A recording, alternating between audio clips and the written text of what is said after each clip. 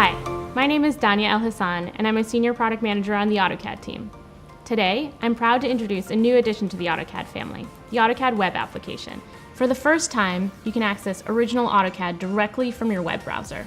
The AutoCAD web app enables you to create, view, and edit your CAD drawings from anywhere on any device. There's nothing to download. You just type in web.autocad.com and log in to get access.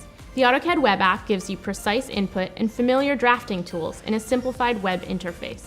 It supports external references and allows you to view, edit, and manage layer and object properties. It's easier than ever to share DWGs with your colleagues and clients now too. All the work that you do in the AutoCAD web app is accessible when you switch devices, so you can pick up where you left off when you work from home or on the road. The AutoCAD web application is available to all subscribers of AutoCAD 2019 and AutoCAD LT 2019. Enable this service in accounts.autodesk.com. Whether from desktop, web, or mobile, you have the flexibility to access any DWG with AutoCAD on any platform.